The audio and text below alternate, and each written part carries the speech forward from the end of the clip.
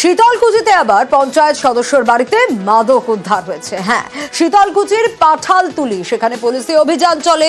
পঞ্চায়েত সদস্যের বাড়ি থেকেই উদ্ধার হয়েছে মাদক। হ্যাঁ, দেখুন সেই ছবি আপনাদের দেখাচ্ছি।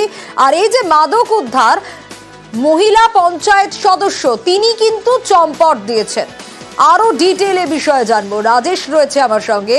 রাজেশ, শীতলকুচিতে এই যে পঞ্চায়েত সদস্যর বাড়িতে মাদক উদ্ধার, কত পরিমাণ মাদক উদ্ধার হলো, কি কারণ তার বাড়িতে এই মাদক থাকার, কি জানা যাচ্ছে?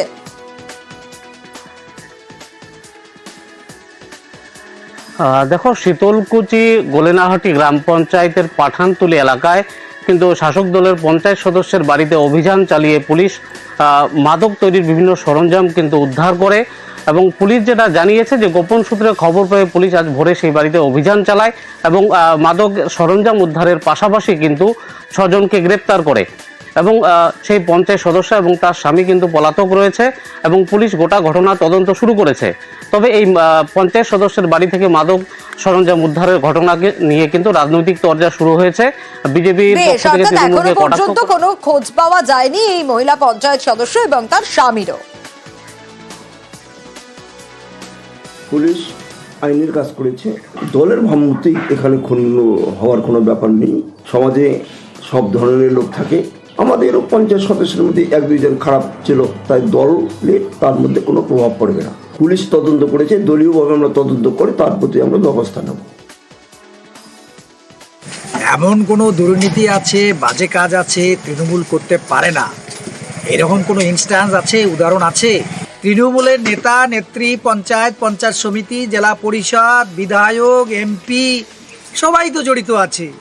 আজকে সারা পশ্চিমবাংলার মানুষ দেখতে পাচ্ছে। ডেবরার ছবি দেখাবো আপনাদের। খাবার জল, সেই খাবার জলের কিভাবে দেদার অপচয় হচ্ছে দেখুন। দিনে দুপুরে জল চুরির অভিযোগ উঠছে। দেখছেন কিভাবে সরকারি পাইপলাইন থেকে জল চলে যাচ্ছে ট্যাঙ্কে।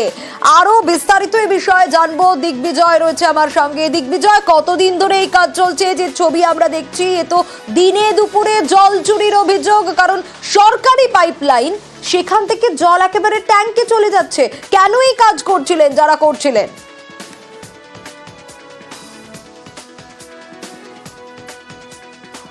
দেখো সোনিয়া, এই ছবি বেশ কয়েকদিন ধরেই উঠে আসছে। পশ্চিম মেদিনীপুর জেলার ডেবরা ব্লকের একদিকে শালকুটি এবং আরেকদিকে দারপাড়া। শালকুটিতে লক্ষ্য করা যাচ্ছে যে সরকারি যে পাম্প রয়েছে, সেই পাম্পের জল পাইপ লাইনের মধ্য দিয়ে ট্যাঙ্কে উঠছে ব্যক্তিগতভাবে। সেই জল স্নান করা থেকে চাষের জমিতে দেওয়ার ক্ষেত্রেও কাজে লাগাচ্ছে এক ব্যক্তি।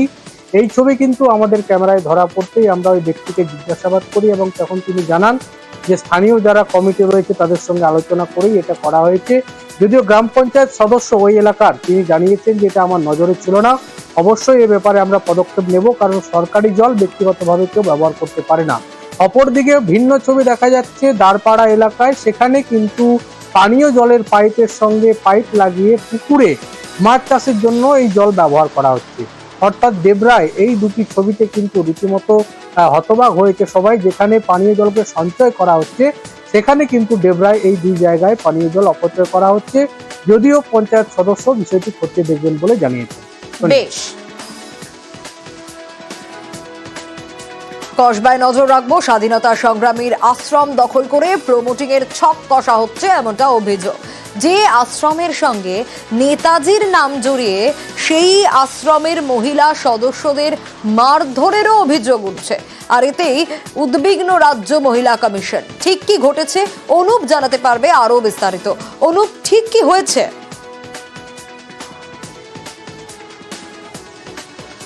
তখন নিউজ 18 বাংলায় খবরের জের এই খবর কিন্তু নিউজ 18 বাংলায় সম্প্রচার হয়েছিল যে কসবায় যে একেবারে সরলা পূর্ণাশ্রম নেতাজি সুভাষচন্দ্র বসুর একেবারে যে আশ্রমের কথা কিন্তু একেবারে স্পষ্ট হয়েছিল, সেটা প্রমোটিং এর ছক ছিল এই ঘটনায়। এবং সেখানে যারা আগে আবাসিক ছিল আশ্রমের, তাদেরকে যে মারধরের ঘটনা থেকে শুরু করে একাধিক এই ঘটনা ঘটেছিল। সেই পরিপ্রেক্ষিতে কিন্তু কসবা থানা থেকে শুরু করে একাধিক জায়গায় অভিযোগ দায়ের করা হয়েছিল। তারপরেও কোনো রকম ব্যবস্থা নেই। শেষমেশ নিউজ 18 বাংলায় যখন এই খবর সম্প্রচার হয়, তার পরবর্তী ক্ষেত্রে মহিলা কমিশনের পক্ষ থেকে চেয়ারপারসন লীনা গঙ্গোপাধ্যায় আজকে কিন্তু তাদেরকে, যারা অভিযোগ করে তাদেরকে মারধর করা হয়েছিল, তাদেরকে যেমন তলব করা হয়েছিল, জিজ্ঞাসাবাদের জন্য কি ঘটনা ঘটেছিল, তারই পাশাপাশি পুলিশ আধিকারিক কেসি পদমর্যাদা পুলিশ আধিকারিক থেকে শুরু করে প্রত্যেককে তলব করা হয়েছিল এবং তাদের দুপক্ষকে বসিয়ে মূলত কেন পুলিশের পক্ষ থেকে ব্যবস্থা এখনো নেওয়া হলো না এই সমস্ত কিন্তু কার্যত জিজ্ঞাসাবাদ করা হয় এবং বলা হয় নির্দেশ দেওয়া হয়েছে ইতিমধ্যেই এই যে ঘটনা সেই ঘটনাতে পুলিশ গোটা বিষয়টি খতিয়ে দেখে সেমন নির্দেশ দেওয়া হয়েছে। পুলিশের পক্ষ থেকে বলা হচ্ছে ডিসি অফিসে কিন্তু তারা যৌথভাবে বসবে এবং পরবর্তী ক্ষেত্রে এই আশ্রমে পুলিশ কিন্তু তদন্ত করবে, ঘটনাস্থলে যাবে এবং গোটা ঘটনা তদন্ত প্রক্রিয়া শুরু করবে এবং যেহেতু মহিলাদেরকে মারধর থেকে শুরু করে হেনস্থা নির্যাতনের অভিযোগ করা হচ্ছে সেই কারণেই মহিলা চেয়ারপারসন একেবারে কমিশনের যে লীনা গঙ্গোপাধ্যায় তিনি কিন্তু একেবারে পুলিশ আধিকারিক থেকে শুরু করে যারা অভিযোগকারী তাদেরকে আজকে ডেকে পাঠিয়েছিল এবং যৌথভাবে তাদেরকে নির্দেশ দেওয়া হচ্ছে কি ঘটনা ঘটেছিল এবং এই আশ্রম সম্পর্কে যেহেতু একটি সরলা পুণ্যাশ্রম স্বাধীনতা সংগ্রামী আশ্রম সেই আশ্রমের কমিটির ছক কেন ছিল এই যাবতীয় বিষয় নিয়ে কিন্তু আজকে পুলিশকে নির্দেশ দেওয়া হয়েছে। পুলিশের পক্ষ থেকে এই রিপোর্ট দেওয়ার পরবর্তী ক্ষেত্রে কিন্তু মহিলা কমিশনের পক্ষ থেকে পরবর্তী ব্যবস্থা নেওয়া হবে এমনটাই আশ্বস্ত করা হয়েছে। বেশ, সরকারি নির্দেশিকা ছাড়াই স্কুল ভাঙা হচ্ছে। কোলাঘাটের স্কুলের একাংশ ভাঙায় রীতিমতো ক্ষোভ। প্রধান শিক্ষককে না জানিয়েই ভাঙা হচ্ছে স্কুল। দেখাচ্ছি সেই ছবি, আরো ডিটেল সুজিত জানাতে পারবে। সুজিত, সরকারি নির্দেশিকা তো নেই, তাহলে এই স্কুল কেন ভাঙা হচ্ছে? প্রধান শিক্ষকও তো জানেন না, কি কারণ, কারা ভাঙছেন?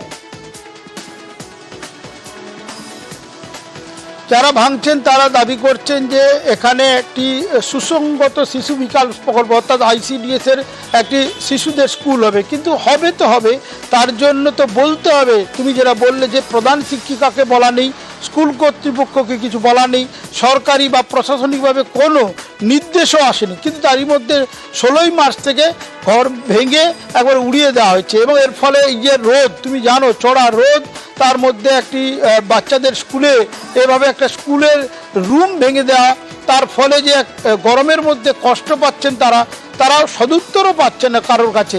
পঞ্চায়েত সমিতি হোক, জেলা পরিষদের যিনি সদস্য তিনি বলছেন যে এখানে ICDS কেন্দ্রের একটি স্কুল হবে। তো হবে মানে কি, যে স্কুলটি রয়েছে তাদের সঙ্গে তো কথা বলতে হবে কিছু করার জন্য। ভাঙলো তো ভাঙলো, একবার ভেঙেই দিল রুম এবং তার ফলে ক্ষোভ বাড়ছে। শুধু যে প্রধান শিক্ষিকা ক্ষোভ দেখাচ্ছে সোনিয়া তা নয়, একই সঙ্গে অভিভাবক স্থানীয় মানুষজনও বলছেন এ কি তুগলুকি কারবার, যখন কিনা আলোচনা ছাড়াই একবারে নিয়মকে হাতে নিয়ে এভাবে স্কুলের রুম ভেঙে দেওয়া হলো। যখন গড়াটাই কষ্টের ব্যাপার তখন ভাঙাই হয়ে গেল এবং এই নিয়ে ক্ষোভ একটা রয়েছে। প্রশাসনের দ্বারস্থ হচ্ছেন প্রধান শিক্ষিকা, অভিভাবকরা, তারা বলছেন এমনটা কেন হবে যেখানে কিনা স্কুল কর্তৃপক্ষকে অন্ধকারে রেখে সোনিয়া এমন কাজ করা হলো, যার ফলে দুর্ভোগে পড়েছেন পড়ুয়া, শিক্ষক, শিক্ষিকারা। সোনিয়া, কাউকে কিছু বলা হয়নি, অফিসে জানানো হয়নি, কারো পারমিশন নেওয়া হয়নি, আপনি এভাবে কাজ শুরু করে দিলেন কেন? উনি বলছেন না, আর ব্যাপারটা খুব তাড়া আছে, নাহলে টাকাটা ঘুরে যাবে, আর কন্ট্রাক্টরের উপর খুব চাপ ছিল, যার জন্য 9টা থেকে কাজ শুরু করে দেওয়া হয়েছে। যেটা ভাঙাও হয়েছে আমি তারও ওয়ার্ক অর্ডার এখনো দেখিনি, মানে আমার সম্পূর্ণটাই আমার অজানা। উনি আমাকে যেটা বললেন যে আমার এসআই সব জানেন, কিন্তু আমি বিকেলে যখন গিয়ে অফিসে গিয়ে ওনাকে সব কিছু বললাম, উনি বললেন যে না, আমিও ব্যাপারটা জানি না, আমার নামে মিথ্যা কথা বলা হচ্ছে, যে আমি কিছুই জানি না। এখন ওরা খেলার জায়গা পাচ্ছে না, ওখানে বসে খেত, সেগুলো সমস্যা। হ্যাঁ, গরমের সমস্যা। এইটা 15 দিন হয়ে গেছে। ম্যাডাম আসছে না, তার আগেই ভাঙাভাঙি শুরু হয়ে গেছে। যখন স্কুল বাচ্চা দিতে আসছি তখন দেখি না ভাঙাভাঙি শুরু হয়ে গেছে। আমরা চাই তাড়াতাড়ি যেন স্কুলটা ঠিকঠাক হয়ে যায় আর কি। ওখানে একটা ICDS সেন্টার হওয়ার কথা ছিল, কিন্তু জায়গা সংকীর্ণতার কারণে যে স্কুলের কিছুটা অংশ ভেঙে ওখানে পার্মানেন্ট একটা যদি কনস্ট্রাকশন হয়, তো সেই জায়গায় স্কিমটা হয়তো ছিল। স্কুলের শিক্ষক এবং যারা VAC কমিটি আছে তাদের সঙ্গে আলাপ আলোচনার মাধ্যম দিয়ে এটাকে সুষ্ঠুভাবে করলে বিষয়টা ভালো হতো। যে কোনো কারণে হোক, কোথাও না কোথাও একটা যোগাযোগে একটা খামতি থাকার কারণে এই ঘটনা ঘটেছে। আমরা খবর দেখাই সাধারণ মানুষের সমস্যার সমাধানের জন্য। নকশাল বাড়ির খবর আমরা দেখিয়েছিলাম যেখানে পঞ্চায়েত সমিতির সহকারী সভাপতি সজনী সুব্বা রাস্তা তৈরির কাজ আটকে দিয়েছিলেন, এমনই অভিযোগ করেছিলেন পঞ্চায়েত সদস্য থেকে শুরু করে স্থানীয়রা। আর আমরা এই খবর দেখানোর পর নিউজ 18 বাংলার খবরের জেরেই নকশাল বাড়িতে কাটলো রাস্তা তৈরির জট। ফের শুরু হলো নকশালবাড়ির রাজীব মোড় থেকে মাল্লাবাড়ির সন্তোষী মাতা মন্দির পর্যন্ত রাস্তার কাজ। বিশ্বজিতের কাছ থেকে জানবো। বিশ্বজিৎ, অভিযোগ ছিল, আমরা খবর দেখিয়েছিলাম, সমস্যার সমাধান হলো। সেক্ষেত্রে স্বাভাবিকভাবেই স্থানীয়রা তো খুশি, স্বস্তি পেয়েছেন তারা, কারণ এই রাস্তা তাদের প্রয়োজন।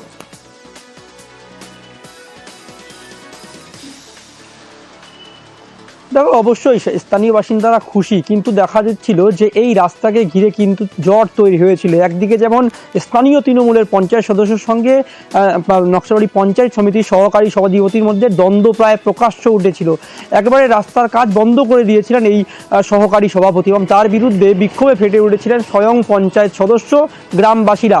কিন্তু দেখা গেল এদিন সভাধিপতির মধ্যস্থতায় কিন্তু বড় প্রশমিত হলো। দুপক্ষকে নিয়ে বৈঠক, আলোচনার মাধ্যমে সমাধান সূত্র বের হলো এবং এই রাস্তার কাজ কিন্তু শুরু হলো। মূলত প্রথম অবস্থায় অভিযোগ উঠেছিল যে কেন গলির রাস্তা করা হবে এবং গলির রাস্তার দিকেই প্রশ্নচিহ্ন খাড়া করেন এই সহকারী সভাপতি। তার অভিযোগ ছিল যে রাস্তা যেখান থেকে শুরু তার কাজ শুরু করতে হবে, কিন্তু গ্রামবাসীরা রুখে দাঁড়ান এবং সভাপতি পরবর্তীকালে দেখা যায় যে রাস্তার কাজ আটকে দিয়েছিলেন এবং তাতেই কিন্তু বাকবতিনটা শুরু হয়।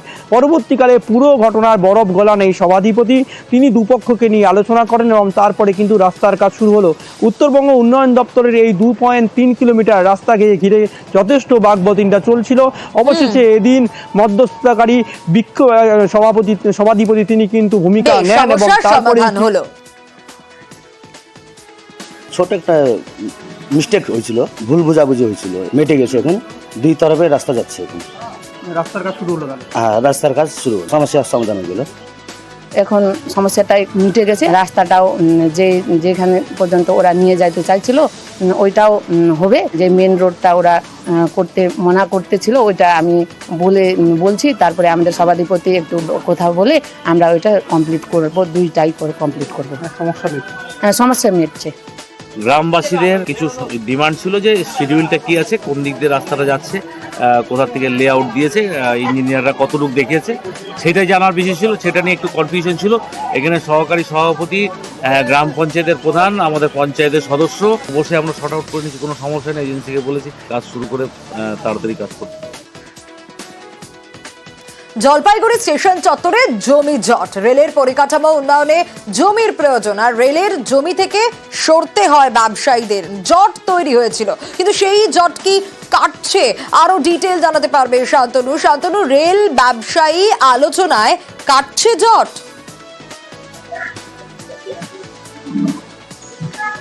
দেখো, এখনো পর্যন্ত যেটা খবর যে রেল কিন্তু 10 ফুট জায়গা দেওয়ার জন্য ব্যবসায়ীদের যে আবেদন রেখেছিল সেই জায়গা দেওয়ার জন্য কিন্তু রাজি হয়েছে। অর্থাৎ তাদের যে প্ল্যান রয়েছে সেখান থেকেই তাদেরকে কিন্তু 10 ফুট জায়গা ছেড়ে দিতে হবে ব্যবসায়ীরা আবেদন জানিয়েছিলেন এবং এই নিয়ে কিন্তু রেল দপ্তর তাদের পর্যায়ে আলোচনা শুরু করে দিয়েছেন এবং ব্যবসায়ীদেরকে তারা সদর্থক একটি সাড়াও দিয়েছেন এবং ব্যবসায়ীদেরকে তারা জানিয়েছেন যে 10 ফুটের রাস্তা এবং জমির যাতে ব্যবস্থা করে দেওয়া যায় সে ব্যাপারে তারা চিন্তা ভাবনা শুরু করেছেন এবং তারা যে পরিকাঠামো উন্নয়নের জন্য যে জমি চিহ্নিত করেছিলেন সেই জমির থেকেই 10 ফুট জায়গা তারা বের করে দেবেন। তার জন্য যে প্রয়োজনীয় পদক্ষেপ সেই পদক্ষেপও শুরু হয়ে গেছে। ব্যবসায়ীরা যেটা জানাচ্ছেন যে রেল যে তাদেরকে যা জানিয়েছেন তাতে তারা অনেকটাই খুশি, কারণ রেল এই বিষয়টি নিয়ে ভাবনা চিন্তা করছে